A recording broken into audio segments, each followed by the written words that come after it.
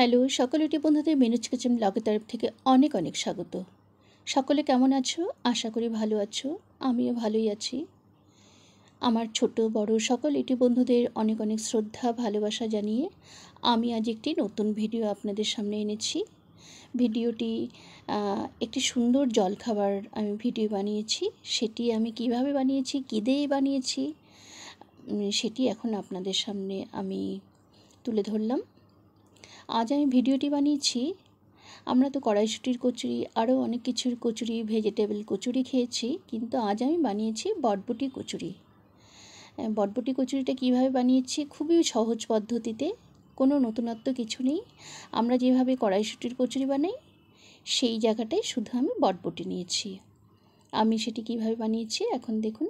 আর এই বটবটি কচুরিটা অপূর্ব টেস্ট হয়েছে আর খুব ফ্লপি হয়েছে, ভীষণ সুন্দর হয়েছে। এই অসমে একটা কড়াইশুঁটির কচুরির জায়গায় যে বটবটির কচুরি যে আমরা মানে এইভাবে বানিয়ে খেতে পারলে কতটাই মানে স্যাটিসফাইড হব, সেটা আপনারাও বানিয়ে দেখুন। এখন শুরু করছি কিভাবে আমি এই বটবটির কচুরিটা বানিয়েছি।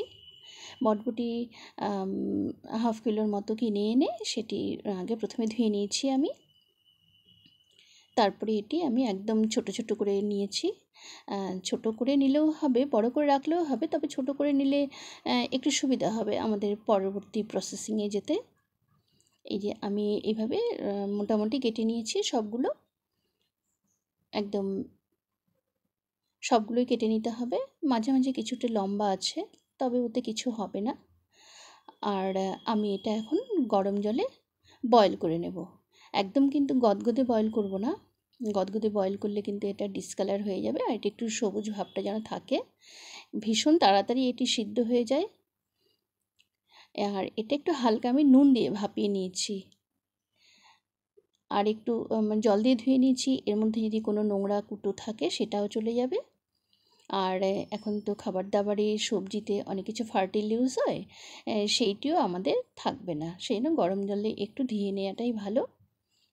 আর এই যে আমার একটু বয়েল হয়ে গেছে, এটা কিন্তু আমি নুন দিয়ে বয়েল করেছি। এবার আমি এটা এখানে এই যে এটা সহ আমি এই যে একটু মানে সবুজ ভাবটা কিন্তু থাকবে, জাস্ট শুধু ফুটে উঠেছে।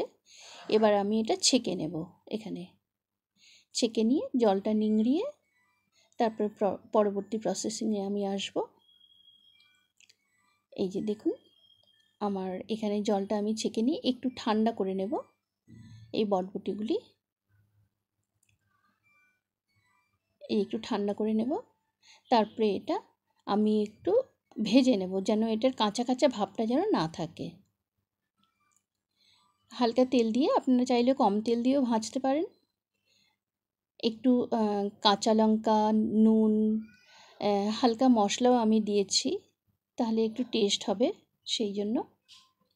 আর বটবটিতে একটু একটু জলজলে স্বাদ, কিন্তু সেটি এখানে আমি রসুন লঙ্কাও দিয়েছি। আপনারা চাইলে নিরামিষও বানাতে পারেন, আমি এটা একটু স্পাইসি করে বানিয়েছি। রসুন লঙ্কা হালকা করে ভাজার পরে আমি এই যে এখানে আমার বটবটিটা দেওয়া হয়ে গেছে। বটবটিটা হালকা করে ভেজে নিয়ে তারপরে আমি আবার এর মধ্যে হালকা কিছু মশলা দিলাম, যেমন একটু মানে আদা পেস্ট দিলাম, তারপরে একটু জিরের গুঁড়োও দিয়েছি, সরি জিরের গুঁড়ো নয়, জিরে পেস্টও দিয়েছি। আমার যেটা সাপ্তাহিক যেই মানে মশলাটা করা থাকে সেখান থেকে দিয়েছি। এই যে আমার ভাজা হয়ে গেছে, এবার কিন্তু এটা আমি তুলে ফেলবো। এটা এই যে তুলে আমি গ্রাইন্ডারে দিয়েছিলাম, গ্রাইন্ডার থেকে এরকম আমার এখন আমি এটা ভেজে নিয়েছি।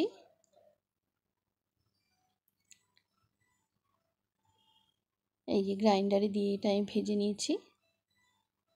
আর এটা কিন্তু আমি একটু জলটা শুকিয়ে নেব, জলটা শুকিয়ে নেবার ফলে তাহলে কিন্তু আমাদের কচুরিটা বানাতে সুবিধা হবে। কারণ আমরা যখন কচুরিটা বানাবো এই ভেতরের পুরটা কিন্তু আমাদের একটু মানে টাইট করতে হবে, তাহলে কিন্তু আমাদের ডোটার মধ্যে এটা ভালো মতো আসবে। যদি একটু নরম নরম করি এটা কিন্তু আমাদের বেরিয়ে যাওয়ার সম্ভাবনা থাকে।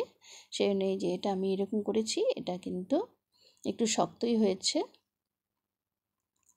তারপরে এবার আসবো আমি মানে আটা দিয়ে আমি এটা যে কচুরিটা বানাবো সেই আটাটা আমি তৈরি করছি এখানে। এই যে আমি 2 চামচ আটা নিয়েছি, 1 চামচ ময়দা নিয়েছি। ময়দা দিলে একটু অন্যরকম টেস্ট হয়, শুধু আটারও ভালো লাগে, কিন্তু একটু ময়দা মিশলে পরে ভালো লাগে।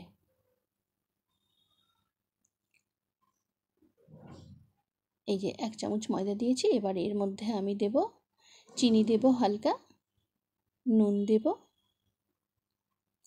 তার মধ্যে এখানে আমি একটু নুন দিয়ে একটু জল দিয়ে আমি নেড়ে এটা আমি একটু নরম নরম করে মেখে নেব।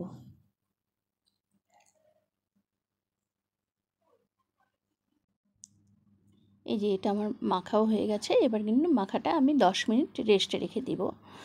রেস্টে রাখবার ফলে এই যে দেখুন একদম নরম ভাবে মেখেছি। খুব ভালো মতো একটু ময়াম দিতে হবে এটা, তাহলে কিন্তু আটাটা এরকম পরবর্তী পর্যায়টা আসে।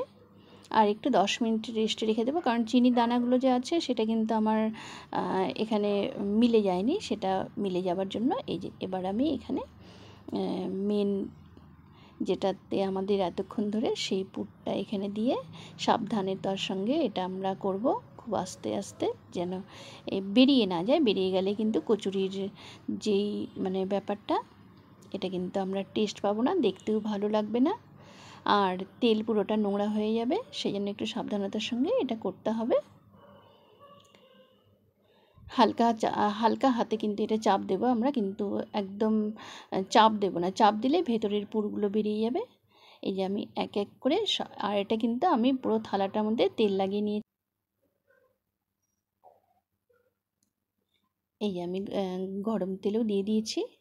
দেখুন একদম মানে খুব সুন্দর আস্তে আস্তে করে ভাজতে হবে। এক সাইড থেকে চাপ দিতে থাকলে পরে পুরোটাই কিন্তু ভালো মতো ফুলে আসবে। এই যে দেখুন,